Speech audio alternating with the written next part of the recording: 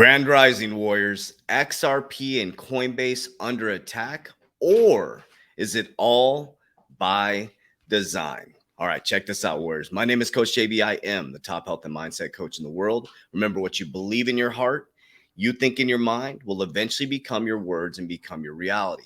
If you can see it in your mind, eventually you can hold it right here in your hands. What you repeatedly do gets ingrained in your subconscious mind. What gets ingrained in your subconscious mind becomes an unconscious activity. Now, I'm going to spend a little bit more time talking about the subconscious mind and how the brain works. This is really, really important. One of the biggest things to look at is how you feel emotionally when the pullbacks happen. Are you attached to the market? Is it like a boyfriend and girlfriend getting into a fight, or spouse, partner, or loved one? Do you completely overreact? Do you sell your bags every single time a YouTuber says something? You have to understand this game is about emotional intelligence, Warriors. Those who know the game will not get played. But the truth is, 99% of the people are going to get wrecked in the crypto space. The 1% are going to remain the 1% because of the understanding of the game. So I'm going to start out by telling you a little bit of story about Monopoly. Who wins the Monopoly game? In America, it seems like everybody fights to get all the cash, right? So we weren't taught in school, in our economic system or school in economics, right, how money really works, right? The person in the game who ends up with the most assets, you want the most hotels, you want the most apartments, you want the most assets underneath your portfolio. So Monopoly was trying to teach us the game, but we didn't really understand because we put so much value on the dollar, the physical dollar. All of us growing up, right? Our grandparents are starting to pass, and then the baby boomers are starting to grow into that retirement age. Well, their parents went through the Great Depression. And after the Great Depression, they came out with an extremely scarce mindset, right? So some people prospered through the Great Depression, and some people became victims after the Great Depression. Not good nor bad, it just is. But what happened was there was a switch in the reticular activating system. So their brain started to see negative, lack, and they passed that on to you. And on the other hand, there was another group of individuals, which is going to be us, the uncommon 1%, that saw an opportunity of a lifetime and said, hey, the elites are flooding us. Let's watch what they're doing, not what they're saying, and let's get innovative. People started investing in innovative technologies that were coming forward. And those are the richest people in the world. So now we're in the same boat right now. But I want you to think about this for just a moment. Put yourself, we're going to play a game. Put yourself in the SEC's shoes, okay? Now, the SEC is in a position where you have all the common folk, not all the common folk, because there's only 2 trillion, 2 trillion market cap, but they understand the power of the people, of the 2 trillion market cap, and how much it can pull in the economic system into the crypto market. Okay, so they understand that. So this is all great news. I'm going to break this down for you. This might take a little bit longer. I'll zoom through the news in just a second. Okay, so what they're doing is they're saying, holy crap, these people understand that they can become the bank. Now, where do they make their money? Off interest. It's money flows. Quantitative easing goes into the system. They buy the bonds. It just keeps this vicious cycle, right? They control it with interest rates. And what happens is they give money to the bank. The bank lends it out. You bring your deposits in from the money you incurred from the debt that's put into the system because it employs you.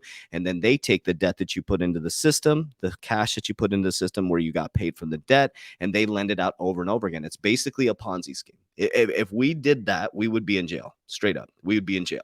So think about that. Think about that for just a moment, okay? They get printed money, right? The central banks, okay?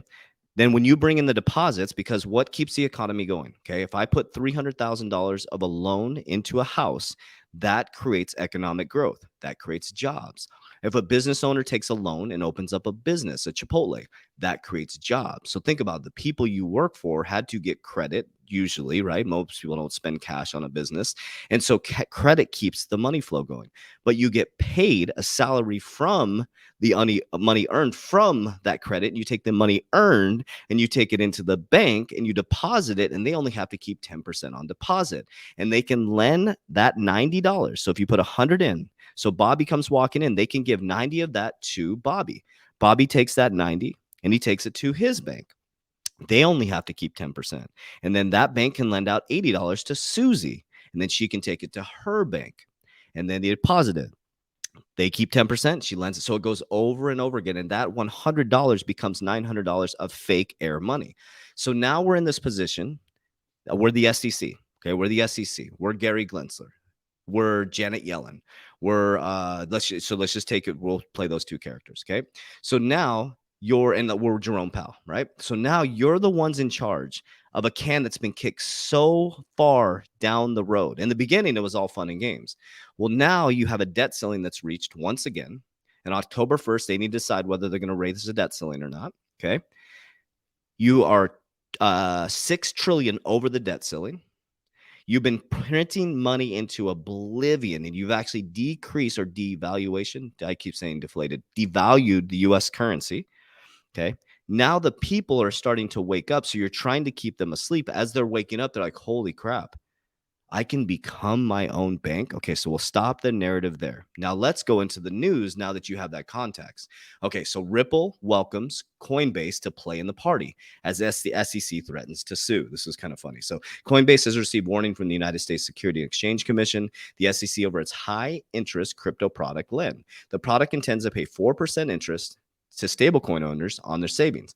However, this idea did not sit well with regulators, as per Coinbase. If you do this, we will intend to sue. Okay, so I'm going to show you how I believe this is political theater. This is my opinion. Don't make any financial moves off of this. Okay, this is just my opinion and my research. I'm just some long-haired hippie dude that just researches a lot. So take it for what it is. Okay, so what Coinbase? So think about this. The SEC is going after Coinbase when they went to them and asked for clarity. Okay, you got XRP and Coinbase, two of the biggest juggernauts in the crypto space. Okay. So let's play the political theater. Let's move on. Okay. Now follow through. You're playing Gary Gensler. You're Jerome Powell right now and Janet Yellen. Okay. The SEC will stop at nothing to control the entire crypto space, says former federal prosecutor.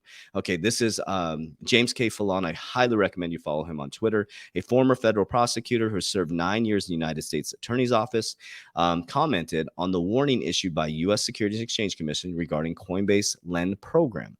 Fallon is an attorney specializing in securities, litigation, and government investigations.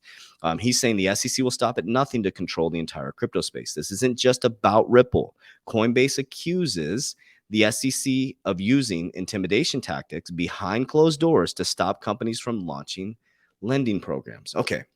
So now we got this victim state of mind, right? So we're going to play both sides of the coin. Okay. And I'm invested in XRP. I'm a big XRP fan. You guys know that, but let's play both sides of the coin. Okay. So XRP is playing victim, Coinbase is playing victim, and the SEC is the big bad wolf. Okay. Or it's all being played out behind the scenes. 2, bring in a new Howey test and stop the run on the banks. So they're using Coinbase, the juggernaut, in exchanges to say, listen, we're tapping, we're going to sue these guys. And all you little exchanges better watch out. We are coming for you, because if they're able to go after Coinbase and XRP, when they went after, was the third largest cryptocurrency by market cap. So they went after the juggernauts, warriors. What do you think's happening behind the scenes? Coinbase threatens the signals. Gensler is getting tough on crypto. Are they behind the scenes sipping brandy saying, okay, this is the next move now. This is the next move now. This is the next move now. Because here's why I think that is happening, warriors. This is just my opinion. Okay, so let's take a look at the leadership team at Coinbase. Got Brian Armstrong, right? Pretty good dude. I don't know him personally. Then you got Mark Andreessen. I say the name wrong every single time, so just go ahead and give your comments. So Mark Andreessen.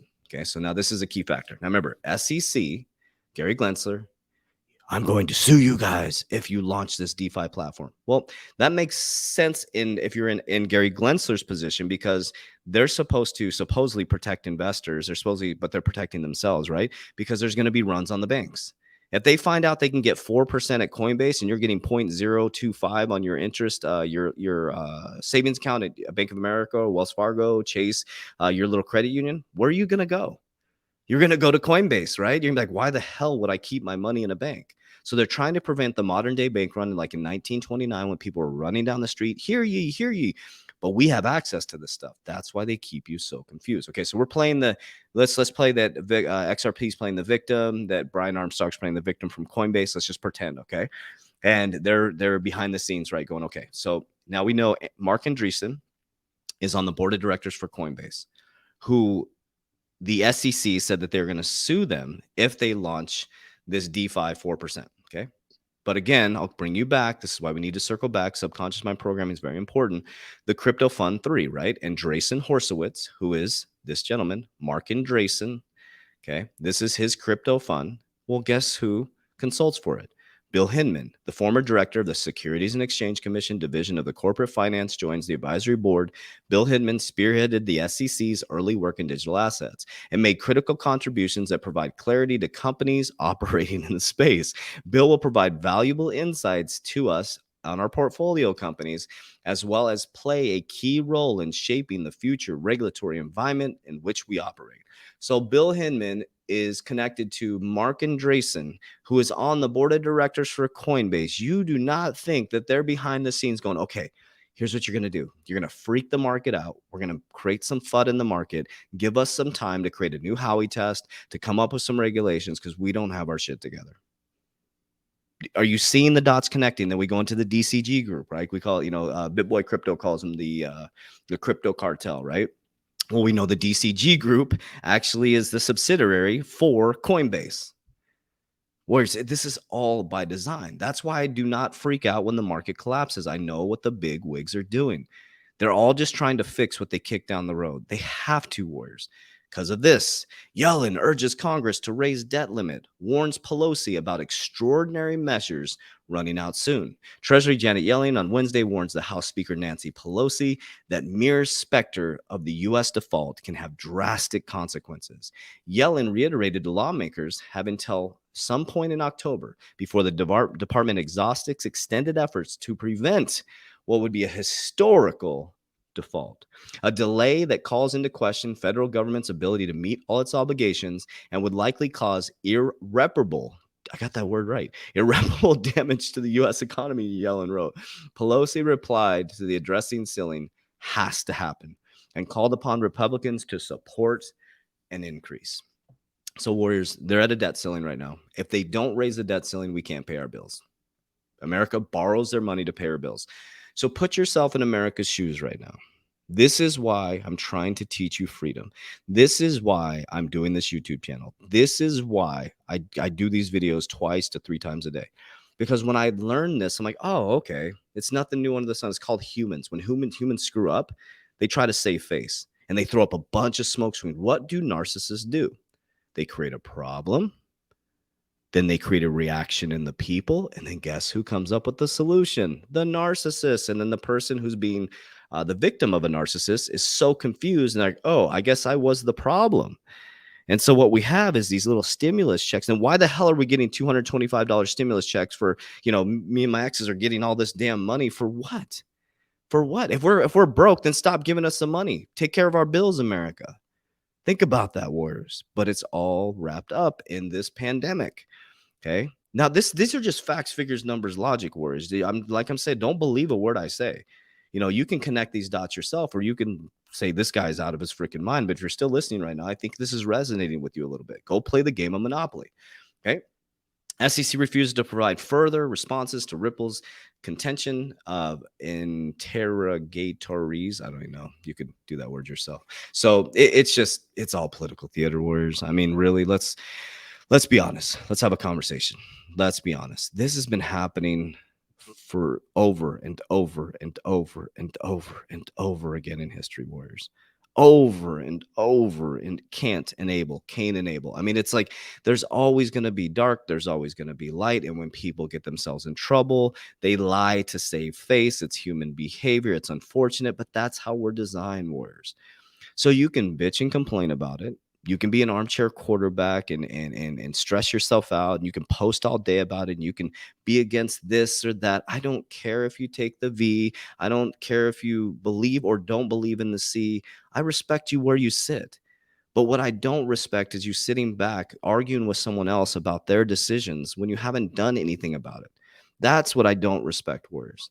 Why would you argue with somebody else about taking the V when you haven't even taken care of yourself? Like, who cares if the other person takes the V? If you don't like it, then don't take it. That's what's happening, Warriors. People have freedom to make their own choices. We live in the freest country in the world, and we're the most imprisoned people in the world. Think about that. America has the most freedom. And did you know that we have 65% of the opiate abuse? Why is that if we're in the freest country in the world? Why do 65% of us, or say we're not the biggest country, right? And we have 65% of the opiate abuse. We're the most obese country in the world because when you give too much freedom to people, they disrespect it. Don't forget how free you are, Warriors. Don't forget how free you are. So this is not about money to me. This is about freedom, Warriors. This has never been about money to me. It's about freeing as many people by teaching you that you have the ability. I don't care what you believe in religious wise. I think it's great if you believe in a religion. I think it's great if you have wise counsel. What I don't think is great is you not practicing the principles that you've been taught, or you believing that you have the ability to make good decisions on a daily basis. So if you're watching this still now, this could be a little confusing, the economic times right now, but let's make it super simple, Warriors. Okay. When you get paid, you should always pay yourself first. You should always pay yourself first, right? If you're a tither, tithe first, then pay yourself second. Okay.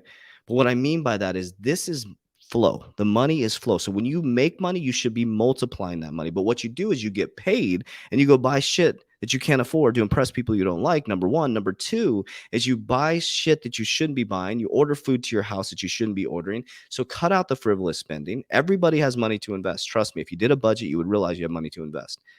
Okay. And number three, Warriors, you have to start changing your mindset. It's really, really important. And I'll throw a number 4 in there. If you're in the crypto space, Warriors, you have to have a game plan. And that's what we've created in our Warrior Academy. If you click the description down below, we have a Warrior Academy where we have basically the main thing is the community. And what we're doing is we're bringing you resources within that community. Okay. We are giving you an exit strategy to fill out so you can start to change your brain into managing like an investor, not an emotional investor. Okay. It's not financial advice. You can see my portfolio. You have access to a research team to ask questions. We have a technical analysis team, cryptocurrency calls, but take all that away. The number one thing about our program is that separates all of us from everybody is that we have a 120-day challenge to get your shit together. Straight up. 120-day challenge, subconscious mind programming, goal setting, vision board creation. By the time you're done, you will find out who you truly are. Not to be like us, who you truly are. And through that, you can start to make really good decisions to create freedom for yourself. I mean, we've had people go from having no money in their account to thousands of dollars in their account. We've had people completely change their lives. Some people have found the relationship of their dreams. Some people have, saved their marriage. Some people have found the next career. They found freedom, Warriors. Okay. This is not about following what JB does. It's about following what you are meant to do. You have a different fingerprint, a different DNA, and all of you are very, very special. So I love you guys. I appreciate you guys very, very much for all the love. Remember, I have a podcast too, the Coach JB podcast. It's top 25 on iTunes, top 10 on Sonos. If you just click in Coach JB in Google, all the stuff will come up. Another thing, I do want to give you a warning. I do not invest people's money. I'm not on WhatsApp app, only to communicate with my mentor. That's it. I don't communicate with people on WhatsApp app. I do not invest people's money. I will not ask you to send me money. There's so many fraudsters out there for anybody in this type of space. So be careful, Warriors. If it's too good to be true, it probably is. It's time to get your shit together, Geist. All right, Warriors. I love you guys. Appreciate you. Warriors, rise. Send this to somebody who's lost, man. Let's go.